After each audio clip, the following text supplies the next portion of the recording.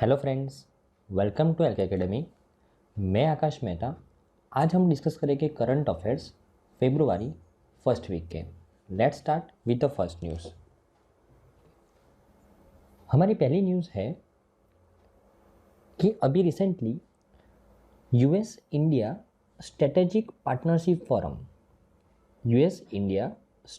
Partnership forum उसने launch किया है स्टीम इनिशिएटिव को। और ये स्टीम इनिशिएटिव क्यों लॉन्च किया है? To increase women in the STEM education and workforce in India. तो यहाँ पे स्टीम इनिशिएटिव को लॉन्च किया गया है। कौन सी संस्था के द्वारा? US India strategic partnership forum के द्वारा, बराबर ना। और क्यों लॉन्च किया गया ये initiative? To increase the women in STEM education and workforce in India. Headline समझ में आई? ओके। अब ये स्टीम क्या है? स्टीम का फुल फॉर्म है science, technology, engineering and mathematics. तो वुमेन को ये जो चार स्ट्रीम है, साइंस, टेक्नोलॉजी, इंजीनियरिंग और मैथमेटिक्स के अंदर उनको एजुकेशन मिले, उनका डेवलपमेंट हो, उसके अलावा ये सेक्टर के अंदर उनको काम भी मिले। इसके लिए यहाँ पे कुछ स्टेप्स लिए जा रहे हैं इस स्टीम इनिशिएटिव के अंडर में। कौन सी दो देश द्वारा? इंडिया और यूएस के द्वारा, बराबर ना, राइट। तो STEM initiative US India strategic partnership forum के द्वारा लॉन्च किया गया है to increase the women in STEM education and workforce, बराबर ना, राइट। और स्टीम का फुल फॉर्म क्या है? Science, technology, engineering and mathematics, बराबर ना। ओके, न्यूज़ को डिटेल में देखते हैं। ये स्टीम इनिशिएटिव कब लॉन्च किया गया? तो जब यूएस और इंडिया के बीच में US India alliance shatter summit हुई थी, बराबर ना, उसी मीटिंग के दौरान ये स्टीम इनिशिएटिव लॉन्च किया गया। अगर मैं ये स्टीम इनिशिएटिव के बारे में बात करूं, the STEM initiative is plans to collaborate with the leaders representing the government, civil society and the private sector to foster the dialogue and catalyze the collaboration, resources, innovative solutions and knowledge sharing across the sectors between the US and India। तो ये steam initiative के अंदर में क्या किया जाएगा? Leaders को इकट्ठा किया जाएगा, सिविल सोसाइटी, प्राइवेट सेक्टर, सभी लोगों को एक जगह पे इकट्ठा किया जाएगा। बातें की जाएगी किसके बारे में? कि किस तरीके से हम रिसोर्सेज को मोबिलाइज कर सकते हैं ताकि ज़्यादा से ज़्यादा वुमेन ये स्टीम एजुकेशन ले पाए और इस स्टीम सेक्टर के अंदर उनको काम मिल सके, right.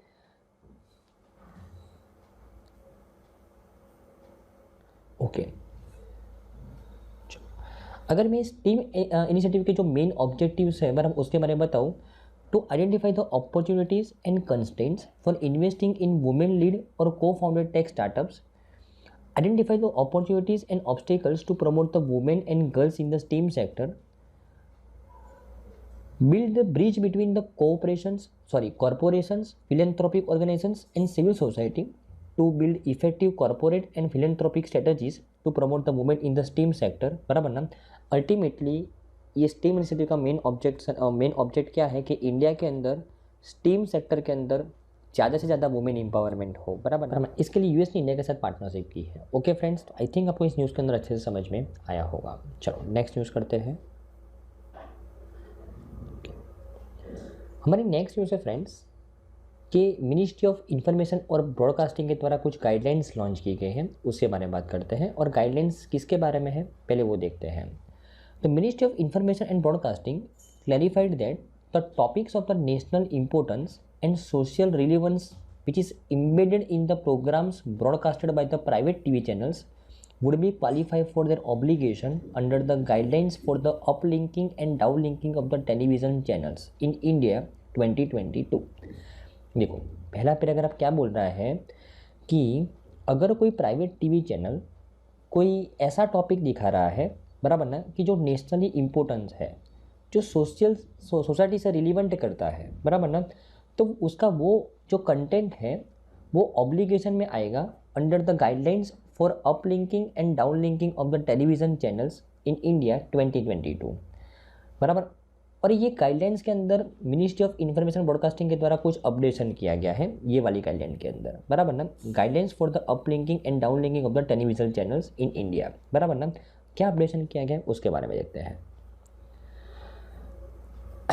The guidelines ask TV channels to show at least 30 minutes of the public broadcasting content every day and 15 hour monthly and submit a monthly report on the broadcast सेवा portal on और before the 7th day of the following month. क्या बोला गया है कि अगर कोई private TV channel कोई नेशनली इम्पोर्टेंट कंटेंट प्रोवाइड करता है, बराबर ना, अपनी चैनल पे दिखाता है, बराबर ना, तो उसको वो नेशनली इम्पोर्टेंट कंटेंट एक दिन के अंदर मिनिमम 30 मिनट्स उसको दिखाना पड़ेगा वो कंटेंट। उसके अलावा एक महीने के अंदर मिनिमम 15 आवर्स वो कंटेंट दिखाना पड़ेगा, बराबर ना, राइट। और उसके अलावा एक मंथली रिपोर्ट भी उसको सेंड करना पड़ेगा। कहाँ पे? ब्रॉडकास्ट सेवा पोर्टल के ऊपर। कब तक सेवा सेंड करना पड़ेगा? ऑन और before the 7th day of the following month, right, okay. लेकिन यहाँ पे जो फॉरेन टेलीविज़न चैनल्स हैं, बराबर ना, जो इंडिया के अंदर अपनी चैनल्स रन करवाती हैं, राइट, तो उनको बोला गया है कि भाई अगर आप मंथली रिपोर्ट सेंड नहीं करोगे तो चलेगा, राइट, ओके। तो फॉरेन टेलीविज़न चैनल्स मतलब जो स्पोर्ट्स दिखाती है, स्पिरिचुअल चैनल्स है, योगा कंटेंट प्रोवाइड करती है, बराबर ना, तो वो अगर अपने चैनल के ऊपर कुछ नेशनल इंपॉर्टेंट चीज़ दिखाती है तो उसको मिनिमम 30 मिनट्स पर डे और मिनिमम 15 घंटे पर मंथ ये कंटेंट प्रोवाइड करना पड़ेगा। लेकिन मंथली रिपोर्ट उनको दिखाने की ज़रूरत नहीं है, right. Content could be include the theme of the education, the spread of the literacy, agriculture and rural development, ऐसा कंटेंट होना चाहिए ताकि लोगों के अंदर पॉजिटिविटी क्रिएट हो, बराबर ना। और ये नॉर्म्स कब से इफेक्टिव हो गए? 31 मार्च 2023 से इफेक्टिव हो गए, ओके। तो आई थिंक आपको इस न्यूज़ के अंदर अच्छे समझ में आया होगा फ्रेंड्स, बराबर ना, ओके।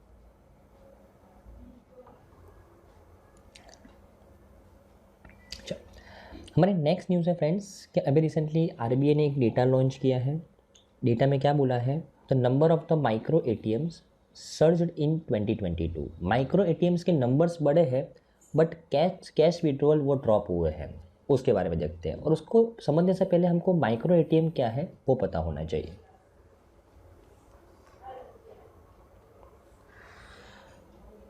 ओके, माइक्रो एटीएम्स किसको बोलते हैं फ्रेंड्स? आपने वो एटीएम जैसे नहीं होते, एटीएम कितना बड़ा होता है, लेकिन माइक्रो एटीएम नाम जैसा ही होता है, छोटा सा। आपने पॉइंट ऑफ सेल डिवाइस देखा होगा, point of sale device. Petrol pump के ऊपर जब आप पेट्रोल भरवाते हो तब आप जो कार्ड स्वाइप करते हो ना, वो मशीन का नाम क्या होता है? Point of sale device. Same उसी तरीके का डिवाइस होता है, उसी शेप का होता है, उसी साइज़ का होता है micro ATM. Micro ATM, micro ATM actually इसका मेन ऑब्जेक्टिव है गांव के अंदर जहाँ पे बैंक अपनी ब्रांच एस्टैब्लिश नहीं कर सकती, वो लोगों तक बैंकिंग सर्विस प्रोवाइड करना, ये माइक्रो एटीएम का मेन ऑब्जेक्टिव है, राइट। तो यहाँ पे एक्चुअली फॉर एग्जांपल कोई बैंक है, चलो हम बात कर लेते हैं, फॉर एग्जांपल कोई HDFC बैंक है, बराबर ना। तो एक गांव है जहाँ पे हार्डली 5000 लोग रहते हैं, बराबर ना, और उसमें से भी लगभग 1000 लोगों का अकाउंट होगा, और उसमें से भी मैक्सिमम लोगों का अकाउंट चलो फॉर एग्जांपल HDFC बैंक में है। तो ये 50-100 लोगों के लिए HDFC बैंक अपनी ब्रांच वहाँ पे एस्टैब्लिश नहीं करेगी, राइट, ओके। तो यहाँ पे HDFC बैंक क्या करेगी? अपने बिहाफ पे एक बैंकिंग कॉरस्पॉन्डेंट को अपॉइंट कर लेगी, बराबर ना। अब ये बैंकिंग कॉरस्पॉन्डेंट ऐसा नहीं कि कोई बैंक का पर्सन होगा, वो गांव के अंदर जहाँ पे लोग फ्रीक्वेंटली आते जाते हैं ऐसी कोई दुकान वाला भी हो सकता है। तो ये बैंकिंग कॉरस्पॉन्डेंट को ये HDFC बैंक क्या प्रोवाइड कर देगी? माइक्रो एटीएम प्रोवाइड कर देगी। क्या प्रोवाइड कर देगी? माइक्रो एटीएम, बराबर ना। और ये माइक्रो एटीएम के माध्यम से अगर फॉर एग्जांपल गांव का कोई पर्सन 1000 रुपया डिपॉजिट करना चाहता है तो ये बैंकिंग कॉरस्पॉन्डेंट के पास जाएगा, बैंकिंग कॉरस्पॉन्डेंट को पैसा प्रोवाइड कर देगा। बैंकिंग कॉरस्पॉन्डेंट क्या करेगा? ये माइक्रो एटीएम के अंदर ये पर्सन का आधार कार्ड का नंबर डालेगा। बैंक अकाउंट की भी रिक्वायरमेंट नहीं है, अकाउंट नंबर की भी मतलब बैंक अकाउंट की रिक्वायरमेंट है लेकिन जस्ट अकाउंट नंबर की रिक्वायरमेंट नहीं है। वो क्या डालेगा? आधार कार्ड नंबर डालेगा। तो जैसे ही आधार कार्ड नंबर डालेगा ये माइक्रो एटीएम के अंदर आधार के साथ जितने भी बैंक अकाउंट्स होंगे वो लिंक हो जाएगा। उतने सभी बैंक अकाउंट्स इसको इस माइक्रो एटीएम के अंदर दिखेंगे, और जो भी अकाउंट के अंदर वो ट्रांजेक्शन करना चाहता है फिर वो कर सकता है, राइट। तो ये माइक्रो एटीएम नॉर्मली आधार इनेबल पेमेंट सिस्टम का उदाहरण है, बराबर ना, ओके। तो ये न्यूज़ क्या है कि 2022 के अंदर नंबर ऑफ़ माइक्रो एटीएम्स बढ़े हैं लेकिन उस माइक्रो एटीएम में से कैश विड्रॉवल ड्रॉप हुए हैं। ये न्यूज़ का हेडलाइन है। आई थिंक आपको अभी ये न्यूज़ की हेडलाइन समझ में आई होगी, बराबर ना। चलो अभी कुछ डेटा देख लेते हैं, बराबर ना। ओके, अगर हम दिसंबर 2022 तक की बात करें तो 14.90 लाख माइक्रो एटीएम्स ऑपरेट हो रहे हैं इंडिया के अंदर, बराबर ना। यहाँ पे मैंने माइक्रो एटीएम्स क्या होता है जो भी मैंने समझा है वो यहाँ पे लिखा हुआ है, बराबर ना।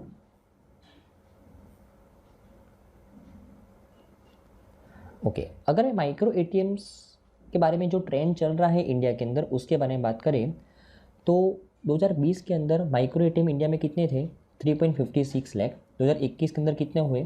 5.9 लाख। और 2022 के अंदर भी कितने हुए हैं? 14.19 लाख माइक्रो एटीएम्स हुए हैं, राइट।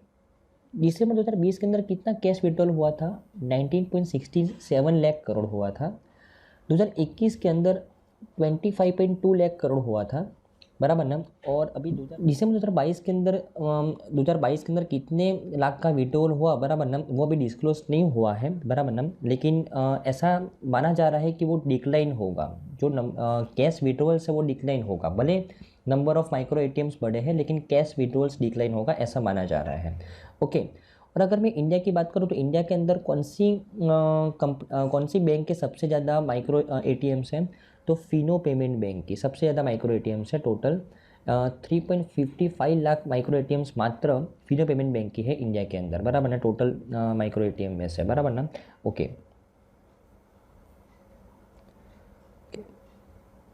चलो हमारी नेक्स्ट न्यूज़ है फ्रेंड्स कि मिनिस्ट्री ऑफ डिफेंस ने भी अनाउंस किया है best marching contingents and tabloids of the Republic Day parade 2023। उसके बारे में बात करते हैं, बराबर ना। तो देखो, रिपब्लिक डे कब सेलिब्रेट किया जाता है? 26 जनवरी को। और इस रिपब्लिक डे के परेड के दौरान स्टेट्स और यूनियन टेरिटरीज, उसके अलावा अलग अलग मिनिस्ट्रीज, अलग अलग डिपार्टमेंट्स, बराबर ना, वो अपने टेब्लू को रिप्रेजेंट करते हैं। टेब्लू क्या होता है कि एक झांकी टाइप का होता है कि फॉर एग्जांपल कोई स्टेट ने पूरे साल के दौरान कोई चीज़ वस्तु के ऊपर, कोई थीम के ऊपर फोकस किया है, कि फॉर एग्जांपल गुजरात ने रिन्यूएबल एनर्जी के ऊपर ज़्यादा फोकस किया है, तो वो अपना टेब्लू रिन्यूएबल एनर्जी के ऊपर फोकस करता हुआ बनाएगा। वो मतलब अपने उसने जो काम किया है, बराबर, उसको रिप्रेजेंट करेगा। वहाँ पे जो फेमस है उसको रिप्रेजेंट करेगा, बराबर ना। तो यहाँ पे टोटल 17 स्टेट्स और यूनियन टेरिटरीज और 6 वेरियस मिनिस्ट्रीज और डिपार्टमेंट्स ने अपने अपने टेब्लू को रिप्रेजेंट किया ये रिपब्लिक डे के परेड के दौरान, बराबर ना। तो कौन से स्टेट्स, कौन से यूनियन टेरिटरीज, कौन सी मिनिस्ट्री, कौन से डिपार्टमेंट का टेब्लू सबसे बेस्ट है, बराबर ना, वो किसके द्वारा जज किया गया? मिनिस्ट्री ऑफ डिफेंस के द्वारा जज किया गया। एक्चुअली मिनिस्ट्री ऑफ डिफेंस ने अनाउंस किया best marching contingents and tabloids of the Republic Day parade in the 2 separate results. Actually उसमें से एक रिजल्ट जो सिलेक्ट किया गया, जो एक एक्सपर्ट कमेटी बैठाई गई थी मिनिस्ट्री ऑफ डिफेंस की, उनके द्वारा एक रिजल्ट दिया गया। और दूसरा रिजल्ट है ना, एक्चुअली ऑनलाइन वोटिंग के माध्यम से आया है। और ऑनलाइन वोटिंग कौन से प्लेटफॉर्म के ऊपर किया गया था? माई गवर्नमेंट प्लेटफॉर्म के ऊपर किया गया था, बराबर ना, राइट। तो ये 2 रिजल्ट्स हमारे लिए इंपॉर्टेंट है। एक रिजल्ट किसने दिया है? तो जो एक्सपर्ट कमेटी बैठाई गई थी मिनिस्ट्री ऑफ डिफेंस के द्वारा, उन्होंने जज करके एक रिजल्ट दिया है। और दूसरा रिजल्ट ऑनलाइन वोटिंग के माध्यम से आया है। और ऑनलाइन वोटिंग कहाँ पे हुई थी? माई गवर्नमेंट प्लेटफॉर्म के ऊपर। ओके, यहाँ तक पता चला फ्रेंड्स, बराबर ना। ओके, अगर मैं रिजल्ट के बारे में बात करूँ तो एक्सपर्ट पैनल हैज़ डिक्लेयर्ड जो उत्तराखंड का टेब्लू था उसको स्टेट कैटेगरी के अंदर बेस्ट टेब्लू का अवार्ड दिया गया, उत्तराखंड का टेब्लू को, बराबर ना, राइट। उसके अलावा सेकंड नंबर पे महाराष्ट्र के टेब्लू को और थर्ड नंबर पे उत्तर प्रदेश के टेब्लू को नंबर दिया गया स्टेट कैटेगरी के अंदर, स्टेट और यूनियन टेरिटरी कैटेगरी के अंदर, राइट। ओके, उसके अलावा ये तो हमने बात की कि जो एक्सपर्ट पैनल के द्वारा जो रिजल्ट दिया गया उसके बारे में। लेकिन जो ऑनलाइन पोल्स किए गए थे जो माई गवर्नमेंट प्लेटफॉर्म के ऊपर, वहाँ पे गुजरात के टेब्लू को सबसे बेस्ट अवार्ड दिया गया, पीपल्स चॉइस अवार्ड, बराबर ना। गुजरात का जो टेब्लू था वो क्लीन ग्रीन एनर्जी एफिशिएंट के ऊपर फोकस कर रहा था, बराबर ना, राइट। तो उसको पीपल्स चॉइस अवार्ड मिला। ओके, उसके अलावा ये तो मैंने बात की स्टेट्स और यूनियन टेरिटरी कैटेगरी के अंदर। लेकिन अगर मैं बात करूँ कि जो आर्म फोर्सेस है, आर्म फोर्सेस के अंदर आर्मी का एक कंटिजेंट, कौन सा कंटिजेंट है? पंजाब रेजिमेंट का जो टेबलू था, बराबर ना, उसको बेस्ट टेबलू का अवार्ड मिला। आर्मी के एक कंटिजेंट को, उस कंटिजेंट का नाम क्या है, पंजाब रेजिमेंट, उसको बेस्ट टेबलू का अवार्ड मिला। अगर मैं स्पेशल फोर्सेस कैटेगरी की बात करूँ तो यहाँ पे CAPF के अंडर में एक फोर्स काम करता है, CRPF, central reserve police force, बराबर, तो उसके टेबलू को बेस्ट टेबलू का अवार्ड मिला। और अगर मैं मिनिस्ट्री की बात करूँ तो मिनिस्ट्री ऑफ ट्राइबल अफेयर्स को यहाँ पे बेस्ट टेबलू का अवार्ड मिला है, क्योंकि मिनिस्ट्री ऑफ ट्राइबल अफेयर्स का जो टेबलू है वो एकलव्य मॉडल रेसिडेंशियल स्कूल के ऊपर फोकस करता था, बराबर ना, राइट। ओके, और अगर मैं ऑनलाइन पोल की बात करूँ तो ऑनलाइन पोल के अंदर मिनिस्ट्री ऑफ होम अफेयर्स ने बेस्ट टेबलो अवार्ड जीता है, बराबर, मिनिस्ट्रीज और डिपार्टमेंट्स कैटेगरी के अंदर, बराबर ना। तो आई थिंक आपको इस रिजल्ट के अंदर अच्छे समझ में आया होगा। देखो यहाँ पे मैंने टेबुलर फॉर्म में ये सारे अवार्ड्स यहाँ पे लिखे हैं, ओके, बराबर ना। ओके, अगर मैं मिनिस्ट्री ऑफ डिफेंस की बात करूँ तो मिनिस्टर है राजनाथ सिंह, बराबर ना, और वो मिनिस्टर ऑफ स्टेट कौन है, अजय भट्ट, बराबर ना।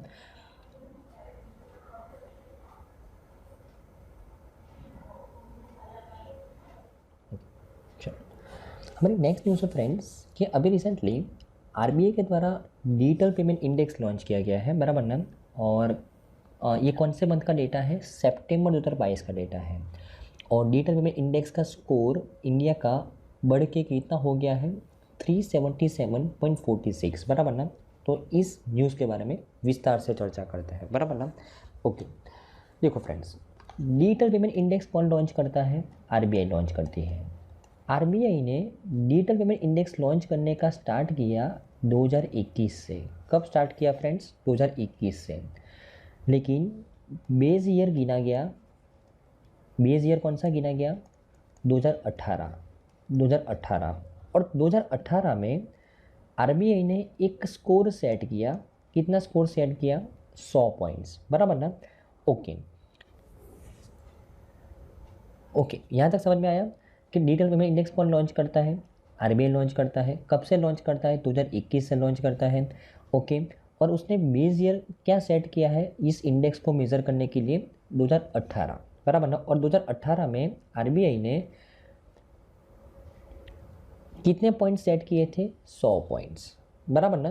तो 2018 के अंदर ये मैं बात कर रहा हूँ मार्च 2018 की, बराबर ना।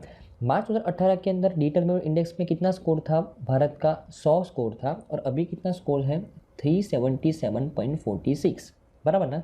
मतलब यहाँ पे डिजिटल ट्रांजेक्शन्स के अंदर भारत के अंदर 277.46% ग्रोथ हुआ है।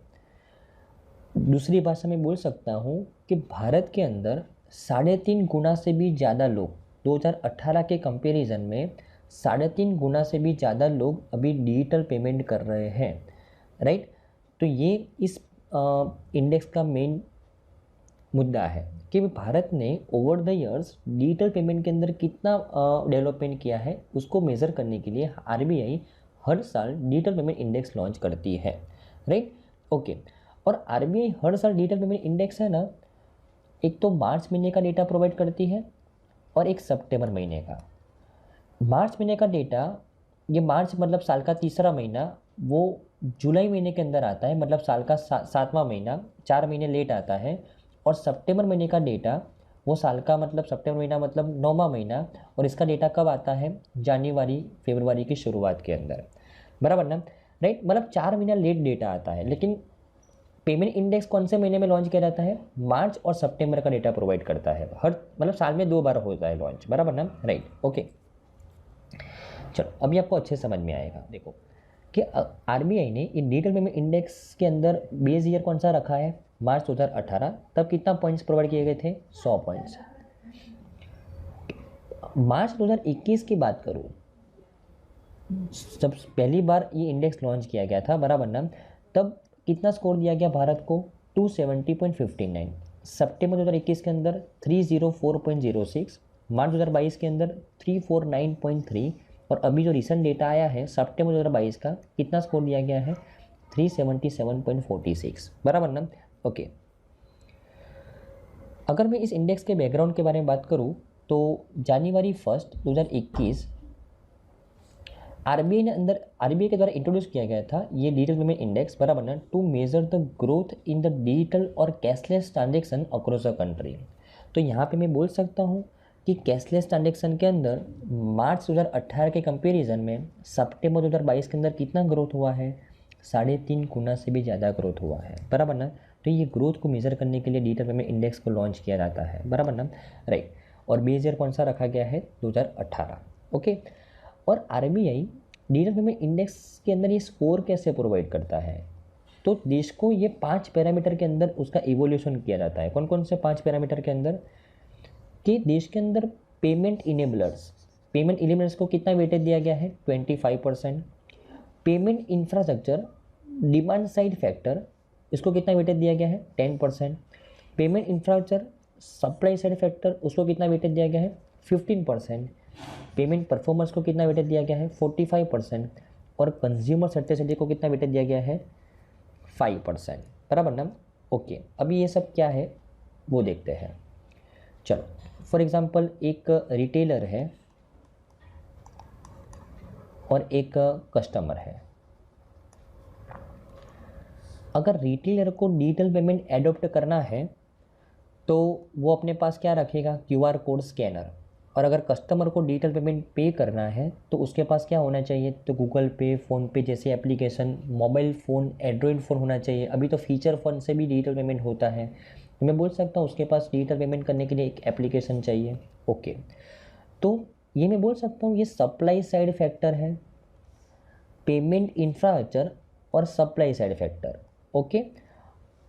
और नंबर ऑफ ये जो रिटेलर्स है वो अब ज़्यादा से ज़्यादा डिजिटल पेमेंट को एडॉप्ट करें, पर इसके लिए पेमेंट इंफ्रास्ट्रक्चर खड़ा करना पड़ेगा। कौन सी साइड, सप्लाई साइड, और उसको कितना वेटेज दिया गया है, 15%, ओके। ये जो कस्टमर के पास जो एप्लीकेशन है उसको मैं बोल सकता हूँ पेमेंट इंफ्रास्ट्रक्चर डिमांड साइड, और उसको कितना वेटेज दिया गया है, 10%, ओके। और ये दोनों ही जो पर्सन है रिटेलर और कस्टमर, उसको बोल सकता हूँ ये जो पेमेंट इनेबलर है। अगर ये दोनों है तो पेमेंट हो रहा है, तो इसको कितना वेटेज दिया गया है, 25%। और अगर फॉर एग्जांपल ये कस्टमर ने ये एप्लीकेशन के माध्यम से इसको पैसा ट्रांसफ़र किया और बीच में कोई एरर आने की वजह से वो पैसा डेबिट तो हो गया लेकिन सामने वाले के अंदर क्रेडिट नहीं हुआ, तो उसको मैं बोल सकता हूँ ये पेमेंट परफॉर्मेंस है, बराबर। उसको कितना वेटेज दिया गया है, 45%। और अगर फॉर एग्जांपल अर्बन एरिया के कस्टमर के ऊपर ज़्यादा फोकस किया गया, रूरल एरिया के कस्टमर के ऊपर फॉर एग्जांपल कम फोकस किया गया, तो उसको मैं बोल सकता हूँ ये कंज्यूमर सेंट्रिसिटी वाला मुद्दा है, और उसको कितना वेटेज दिया गया है, 5%, बराबर ना। तो अगर आपको डिजिटल पेमेंट इंडेक्स के अंदर इंप्रूवमेंट करना है देश को, तो किसके ऊपर फोकस करेगा ज़्यादा, तो जिसका वेटेज ज़्यादा है पेमेंट परफॉर्मेंस के ऊपर, बराबर ना, ओके। तो आई थिंक आपको इस न्यूज़ के अंदर अच्छे से समझ में आया होगा फ्रेंड्स, बराबर ना, ओके।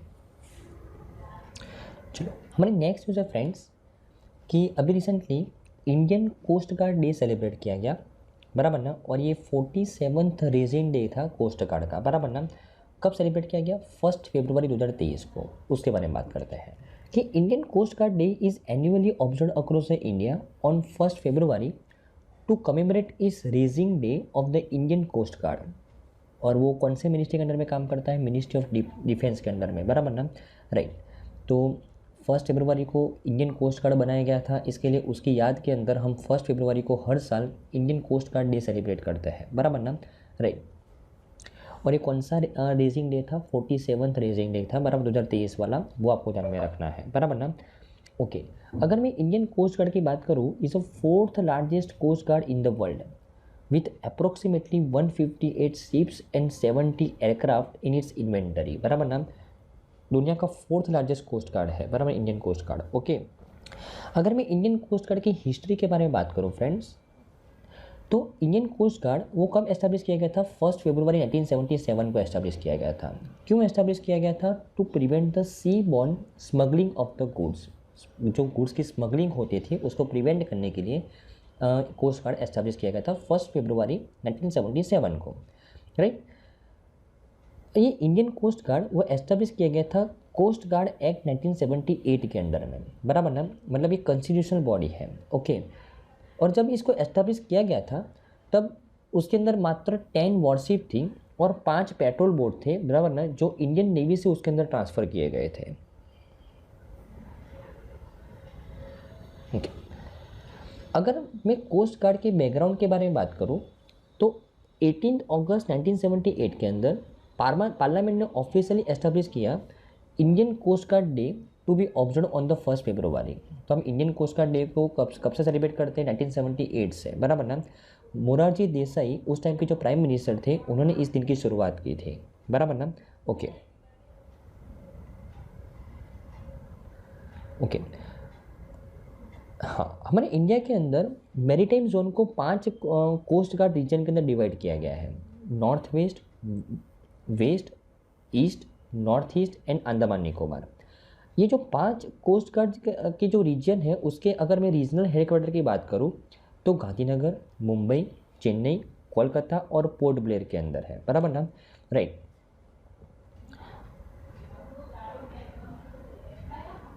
ओके, जब से कोस्ट गार्ड का एस्टैब्लिशमेंट हुआ है तब से 750 से भी ज़्यादा मिशंस को उसने कंडक्ट किया है, बराबर ना। 1100 से भी ज़्यादा उसने सर्चिंग प्रोवाइड की है, बराबर ना, मतलब रेस्क्यू ऑपरेशंस किए हैं और rescued more than 1500 lives at the sea, बराबर ना। इतनी उसके अचीवमेंट्स है, बराबर ना। तो ऐसे कोस्ट गार्ड का रेजिंग डे है, इसके लिए हमारे लिए इम्पोर्टेंट है। ओके, अगर मैं roles and responsibility of the coast guard की बात करूँ तो कोस्ट गार्ड की रोल्स एंड रिस्पॉन्सिबिलिटी क्या है उसके बारे में देखते हैं कि protecting the any artificial islands, offshore terminals, installations and other structures and devices in any marine zone. तो मरीन जोन के अंदर जितनी भी चीज़ है उसको प्रोटेक्ट करने का काम किसका है? कोस्ट गार्ड का है। Providing the protection and assistance to the fisherman in the distress while at the sea. जब काम करते के टाइम, बराबर ना, जब अगर वो सी के अंदर काम कर रहे हैं कोई फिशरमैन, तो उनको प्रोटेक्शन प्रोवाइड करने का काम भी किसका है? कोस्ट गार्ड का है। Preventing and protecting the marine environment including the preventing and controlling the marine pollution, वो भी काम किसका है? रिस्पॉन्सिबिलिटी किसकी है? कोस्ट गार्ड की। Assisting the customs and other authorities in anti smuggling operations, वो भी कोस्ट गार्ड करता है। और enforcement of the maritime zones of the India act को इन्फोर्स भी कौन करवाता है? कोस्ट गार्ड, बराबर ना। और उसके उपरांत precautionary measures for the safety of the life and property at the sea and collection of the scientific data, ये भी काम कौन करता है? कोस्ट गार्ड, बराबर ना। बहुत ही इंपॉर्टेंट न्यूज़ है फ्रेंड्स, ध्यान में रखना है। ओके, अगर मैं कोस्ट गार्ड की बात करूँ तो उसके डायरेक्टर जनरल कौन है? वीरेंद्र सिंह पठानिया। हेडक्वार्टर उसका न्यू दिल्ली के अंदर है। उसका मोटो क्या है? वयम रक्षामः, मीन्स वी प्रोटेक्ट, बराबर ना। ओके, चलो ओके, हमारी नेक्स्ट न्यूज़ है फ्रेंड्स कि अभी रिसेंटली कोटक महिंद्रा बैंक ने इम्प्लीमेंट किया आरबीआई का first phase of the digital रूपी। उसके बारे में बात करते हैं। तो डिजिटल रूपी मतलब क्या है? तो आरबीआई ने 2022 में एक कॉन्सेप्ट लाया, आपको पता ही है, हमने न्यूज़ में कवर किया था, सेंट्रल बैंक डिजिटल करेंसी, जिसको हम क्या बोलते हैं? डिजिटल रूपी या तो फिर ई रूपी। तो सेंट्रल बैंक डिजिटल करेंसी को यहाँ पे लीगल टेंडर बनाने की बात चल रही है। लीगल टेंडर मतलब क्या होता है फ्रेंड्स कि वो, अगर आप फॉर एग्जांपल वो पैसा लेके आप किसी के पास जाते हो तो कोई उसको एक्सेप्ट करने में आपको मना नहीं करेगा, बराबर ना। तो यहाँ पे सेंट्रल बैंक डिजिटल करेंसी को लीगल टेंडर बनाया गया है, बराबर ना। सेंट्रल बैंक डिजिटल करेंसी का दूसरा नाम क्या है? ई रूपी। ओके, तो ये जितने भी डिनोमिनेशन के अंदर हमारे पास अभी फिजिकल फॉर्म में नोट्स और कॉइन्स हैं, वो सभी डिनोमिनेशन के अंदर ये सभी कॉइन्स और नोट्स डिजिटल फॉर्म में हो गए, बराबर ना। तो उसका अभी ट्रायल फेज चल रहा है और ट्रायल फेज भी अभी फर्स्ट फेज के अंदर है, बराबर ना। और ये फर्स्ट फेज जो है ट्रायल का, वो अभी कौन इम्प्लीमेंट कर रहा है? कोटक महिंद्रा बैंक को भी इसके अंदर शामिल किया गया है। तो इस न्यूज़ के अंदर डिटेल में देखते हैं। दो कि digital rupee is a legal tender which is equivalent to the bank notes and coins but issued in the digital form by the RBI, right. RBI ने शॉर्टलिस्ट किया था कोटक महिंद्रा लिमिटेड को as one of the 8 banks to implement a pilot project for the issuance of the e currency. ये जो ई currency है उसके issuance के लिए आरबीआई ने 8 बैंकों को सिलेक्ट किया था। उसमें से एक बैंक का नाम क्या है? कोटक महिंद्रा बैंक लिमिटेड, बराबर ना, राइट। द डिजिटल रूपी pilot will be launch by the Kotak Mahindra bank limited in the Mumbai, Delhi and Ahmedabad. तो कोटक महिंद्रा के द्वारा ये जो ई रूपी है वो कहाँ कहाँ पे लॉन्च किया जाएगा? मुंबई, दिल्ली और अहमदाबाद के अंदर। बराबर ना। तो यहाँ पे सभी लोगों के को ये अभी डिजिटल रुपी सभी लोगों तक नहीं पहुँचा है, कुछ ही कस्टमर्स, कुछ ही सेगमेंट्स के लिए ये अभी अवेलेबल है। और मुंबई, दिल्ली और अहमदाबाद रीजन के अंदर कौन पहुँचाएगा? कोटक महिंद्रा बैंक, बराबर ना, राइट। ओके, अगर मैं इस न्यूज़ के बैकग्राउंड के बारे में बात करूँ कि after introducing and testing the wholesale CBDC, जब ये रिटेल सेगमेंट में लाया गया ये कॉन्सेप्ट, उसके पहले उसको टेस्ट किया गया था होलसेल सेगमेंट के अंदर, बराबर है, नवंबर 2022 के अंदर, और फिर दिसंबर 2022 के अंदर उसको फिर रिटेल सेगमेंट में भी लाया गया इस कॉन्सेप्ट को, ई रूपी वाले, बराबर ना। ओके, और ये जब लॉन्च किया गया था पहली बार, it was initially limited to the 4 cities. सबसे पहले 4 सिटीज़ के अंदर ही वो लिमिट रखा गया था रिटेल सेगमेंट में। कौन कौन से? Mumbai, New Delhi, Bengaluru and Bhubaneswar, right. Then RBI ने शॉर्टलिस्ट किया 8 बैंकों to participate in the retail pilot project in the phases, बराबर ना। तो पहले फेज के अंदर 4 बैंक को सिलेक्ट किया गया था। कौन कौन सी? SBI, ICICI, Yes and IDFC first bank. और other 4 bank chosen for the subsequent participation in the retail pilot, और उसके अंदर bank of Baroda, Union bank of India, HDFC and Kotak Mahindra bank, बराबर ना, राइट। तो ये आरबीआई के जो फर्स्ट फेज का ट्रायल चल रहा है उसी का पार्ट है, बराबर ना। ओके ओके, और अगर मैं बात करूँ कि डिजिटल करेंसी को, ये सेंट्रल बैंक डिजिटल करेंसी को यूज़ करने के लिए, एक्सेप्ट करने के लिए पहला रिटेलर इंडिया के अंदर, पहला रिटेलर कौन बना कि जिसको परमिशन दी गई कि भाई आप ये ई रूपी को एक्सेप्ट कर सकते हो? रिलायंस रिटेल, बराबर ना। तो बहुत ही इंपॉर्टेंट है, रिलायंस रिटेल को becomes a first retailer to begin the accepting the digital rupee for the sales. Okay friends, बराबर ना, राइट। और ये रिलायंस रिटेल जो यहाँ पे फ्रेश पिक के अंदर है ना, वो वाला ब्रांच की यहाँ पे बात चल रही है, बराबर ना। अगर मैं कोटक महिंद्रा बैंक लिमिटेड की बात करूँ तो उसके एमडी एंड सीईओ कौन है? उदय कोटक। कब एस्टेब्लिश होता है? 2003 के अंदर। उसका हेडक्वार्टर कहाँ पे है? मुंबई, महाराष्ट्र के अंदर। उसका टैगलाइन क्या है? Let's make the money simple. Okay friends, चलो हमारी नेक्स्ट न्यूज़ है फ्रेंड्स, वर्ल्ड वेटलैंड डे 2023 कब सेलिब्रेट किया जाता है? 2 फरवरी को, उसके बारे में बात करते हैं। तो यूएन के द्वारा वर्ल्ड वेटलैंड डे सेलिब्रेट किया जाता है across the globe on 2 February to create the awareness about the wetlands. Wetlands जो क्या होते हैं? एक critically important ecosystem on the planet and their vital role in the lives of the people. Okay, wetlands मतलब friends ऐसी कोई भी जगह जो वेट है और वहाँ पे बहुत सारी बायोडाइवर्सिटी रहती है, तो उसको प्रोटेक्ट करना पड़ता है, बराबर ना। तो ये प्रोटेक्शन के लिए लोगों के अंदर अवेयरनेस क्रिएट करने के लिए ये वेटलैंड्स डे सेलिब्रेट किया जाता है, बराबर, यूएन के द्वारा। ओके, और ये 2 फरवरी को ही क्यों सेलिब्रेट किया जाता है? क्योंकि उसी दिन के ऊपर convention on wetlands of international importance एक मीटिंग हुई थी, और इस कन्वेंशन को बोला जाता है रामसर कन्वेंशन, क्योंकि ये ईरान के रामसर सिटी के अंदर हुआ था, बराबर ना, राइट। तो ये जो कन्वेंशन है, ये जो मीटिंग है, वो कब हुई थी? 2 फरवरी को हुई थी, बराबर ना, 1971 के अंदर रामसर सिटी के अंदर। तो इस मीटिंग की याद के अंदर हर साल 2 फरवरी को वर्ल्ड वेटलैंड डे सेलिब्रेट किया जाता है, बराबर। तो देखो, एक मीटिंग हुई थी जहाँ पर डिसाइड हुआ कि हमको वेटलैंड्स को प्रोटेक्ट करना पड़ेगा, राइट। इसके लिए यहाँ पे इस मीटिंग के दौरान कि जो भी वेटलैंड को प्रोटेक्ट करना पड़ेगा, उस वेटलैंड को इंटरनेशनली इम्पोर्टेंस का नाम दिया जाएगा, और अगर हम दूसरी भाषा में बोले तो उसको रामसर साइट्स का नाम दिया जाएगा, बराबर ना। ओके ओके, देखो फ्रेंड्स कि इस मीटिंग के दौरान जो 1971 के अंदर हुई थी रामसर के अंदर, वहाँ पे ऐसा बोला गया कि जो भी वेटलैंड जो इंटरनेशनली इम्पोर्टेंट है उसको रामसर साइट का नाम दिया जाएगा, रामसर साइट, बराबर ना, ताकि उसके ऊपर स्पेशली फोकस किया जाए, बराबर ना। और ये मीटिंग कब हुई थी? 1971 2 फरवरी को, इसीलिए 2 फरवरी को वर्ल्ड वेटलैंड डे सेलिब्रेट किया जाता है। और इस बार की वर्ल्ड वेटलैंड डे की थीम क्या है? वेटलैंड रिस्टोरेशन, बहुत ही इंपॉर्टेंट है, बराबर ना। ओके, अगर मैं ये बैकग्राउंड के बारे में बात करूँ इस न्यूज़ के, तो world wetland day awareness campaign has been organised by the secretariat of the convention on the wetlands since 1997। तो ये जो दिन है 1997 से सेलिब्रेट किया जाता है, बराबर ना। Okay, UN general assembly adopted the resolution and proclaimed the 2 February of every year as a world wetland day. तो 2 February mark the observance of the first ever UN recognise world wetland day, बराबर ना, right. Okay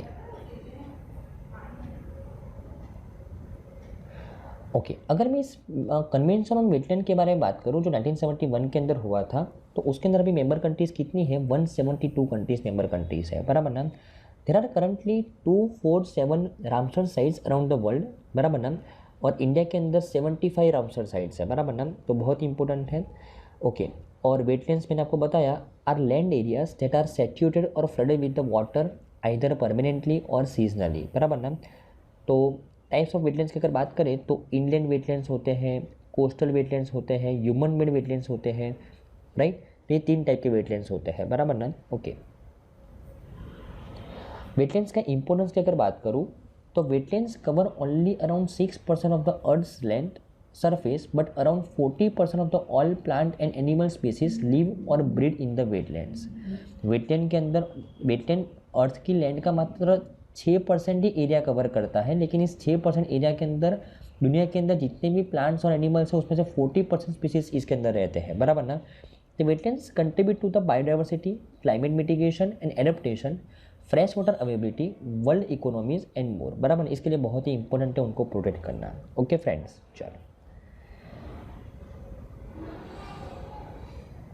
wetlands को kidney of the earth भी बोला जाता है, बराबर ना। वेटलैंड्स को क्या बोला जाता है, किडनी ऑफ द अर्थ भी बोला जाता है, बहुत ही इंपॉर्टेंट कीवर्ड है, बराबर ना, राइट।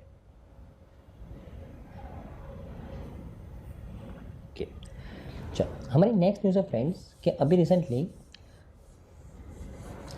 मध्य प्रदेश के चीफ मिनिस्टर शिवराज सिंह चौहान ने लॉन्च किया Ladli Behna scheme to provide the ₹1000 per month to the poor women. ये स्कीम के बारे में बात करते हैं। तो Shivraj Singh Chouhan chief minister of the Madhya Pradesh, उन्होंने लॉन्च किया एक scheme Ladli Behna to provide the 1000 per month to the women from the financially poor backgrounds in the Madhya Pradesh. जो वुमेन फाइनेंशियली पुअर बैकग्राउंड से बिलोंग करती है उसको 1000 per month direct benefit transfer provide करने का घोषणा किसने के द्वारा किया गया, मध्य प्रदेश गवर्नमेंट के द्वारा किया गया, बराबर ना, राइट। सीएम ने नोट किया the sum of the ₹60,000 crore will be spend on this scheme over a period of the 5 years. 5 साल के दौरान टोटल 60,000 करोड़ रुपये का खर्चा किया जाएगा इस स्कीम के पीछे। 1000 पर मंथ प्रोवाइड किया जाएगा पुअर वुमेन को, बराबर ना। कौन से ये राज्य के अंदर, मध्य प्रदेश के अंदर, बराबर ना। कौन सी स्कीम के अंडर में, लाडली बहना स्कीम के अंडर में, बराबर ना, राइट। अगर मैं लाडली बहना स्कीम के बारे में बात करूं तो Ladli Behna scheme for the poor women from the lower and middle classes of the all the sections on the line of the Ladli Lakshmi scheme. The beneficiaries of other welfare schemes can also avail the benefits of the new scheme.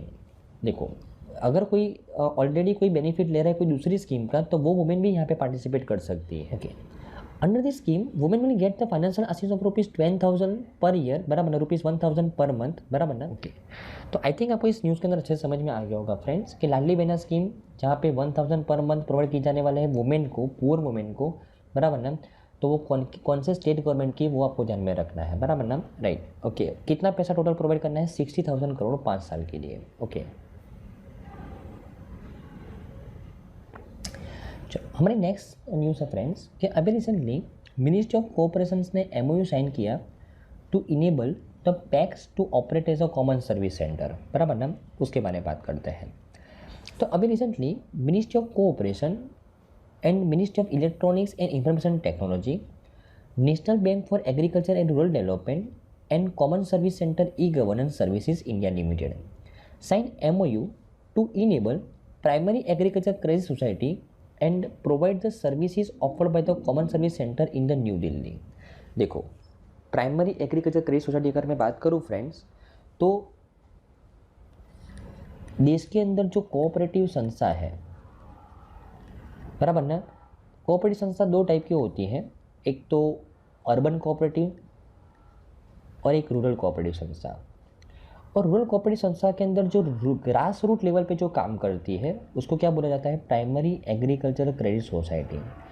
तो primary agriculture credit society को as a common service centre का licence देने के लिए यहाँ पे MOU sign किया है प्राइमरी एग्रीकल्चर क्रेडिट सोसाइटी कौन से मिनिस्ट्री के अंडर में काम करती है? Ministry of cooperation.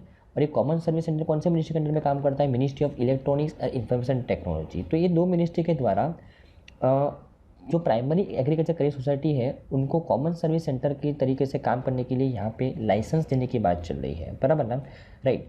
तो कॉमन सर्विस सेंटर में क्या होता है कि कॉमन सर्विस सेंटर मतलब वो सरकार का हर कोई काम यहाँ पे होता है, तो ऐसी सर्विस पे भी प्रोवाइड कराएगी कौन सी संस्था? प्राइमरी एग्रीकल्चर क्रेडिट सोसाइटी, बराबर ना। तो ये रिसेंट न्यूज़ है, ओके, राइट। आपके एग्जाम पॉइंट ऑफ व्यू से कि अभी recently PACS primary agriculture credit society जो कॉमन सर्विस सेंटर की तरीके से ऑपरेट हो सके, इसके लिए मिनिस्ट्री ऑफ कोऑपरेशन ने किसके साथ पार्टनरशिप की? तो ministry of electronics and information technology, NABARD और common service centre e governance service limited के साथ, बराबर ना, okay.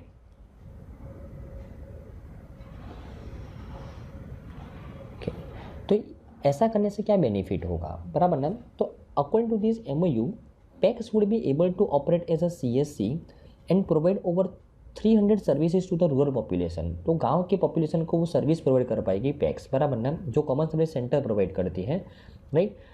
Additionally, the government of India intends to permit the PACS to offer all the services mentioned on the Digital Seva portal of the Common Service Center scheme to the citizen, बराबर ना।